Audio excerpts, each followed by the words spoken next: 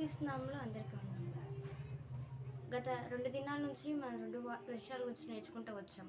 మొదటిది ఏమిటంటే శుద్ధ హృదయం కలిగి ప్రార్థించమని చెప్పేసి నేర్చుకున్నాం. రెండవది రక్షణ ఆనందం మరలా పుట్టించమని ప్రార్థన చేయాలని నేర్చుకున్నాం. ఈరోజు 3, 4 విషయాలు, 2 విషయాలు కూడా ఈరోజు మనం చూసుకోబోతున్నాం.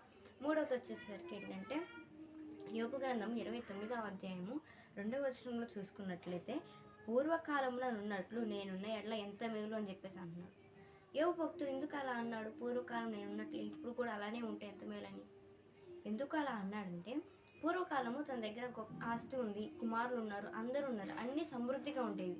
కానీ ఎప్పుడైతే తన కుమారులు చనిపోయారో, ఆస్తి అంతా పోయిందో, స్నేహితులు తనను విడిచిపోయి వెళ్ళిపోయారు, తన భార్యనే ఎన్నో మాటలు అంటూ ఉంటుంది, అందరూ తనను విడిచిపోయి ఒంటరి అయిపోయిన జీవితం అయిపోయింది. అందుకని చెప్పేసి యోబు భక్తుడు ఏమంటున్నాడు? పూర్వకాలంలో ఉన్న ఇలా నేను ఇప్పుడు కూడా ఉంటే ఎంత మేలు అని చెప్పేసి అంటున్నాడు. మనం కూడా కొన్ని సందర్భాల్లో ఇలా అనుకునే ఉంటాము. మనం ఒంటరైన సిచ్యువేషన్స్ అప్పుడు, మన ఫ్రెండ్స్ మనల్ని దూరం పెట్టినప్పుడు కానీ, విడిచిపెట్టి వెళ్ళిపోయినప్పుడు కానీ, అప్పుడు మనం అనుకుంటూ ఉంటాము ఒంటరైన సిచ్యువేషన్స్లో, ఈరోజు నేను ఇలా ఉన్నానంటే అది నా వల్లే కదా, నేను చేసిన కొన్ని పాపం వల్లే కదా అనుకుంటాం. అప్పుడు అనిపిస్తుంది, నేను అప్పుడు ఉన్నట్లు ఇప్పుడు కూడా అలానే ఉంటే ఇప్పుడు ఎట్లా బాగుండేది, అప్పుడు వాళ్ళందరూ నా దగ్గర ఉండేవారు అని చెప్పేసి అనుకుంటాం.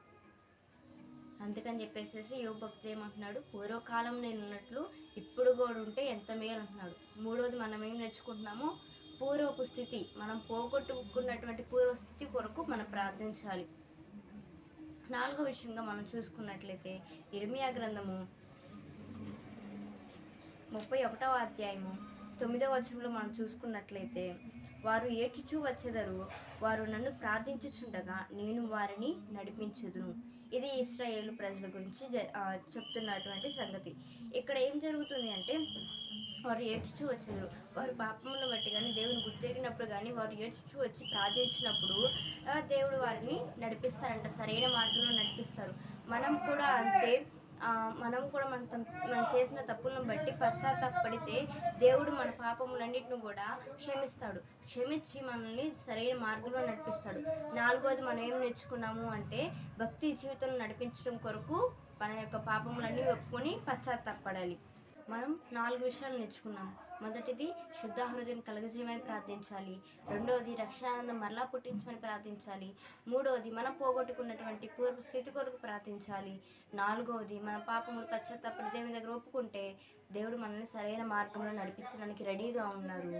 మన ఈ 4 విషయాల గురించి దేవుని దగ్గర ప్రార్థించినప్పుడు దేవుడు మనల్ని భక్తి జీవితంలో ఎదుగుదల కొరకు కానీ, సరైన మార్గంలో నడిపించడానికి కానీ మనకి దేవుడు ఎంతో సహాయంగా ఉంటాడు.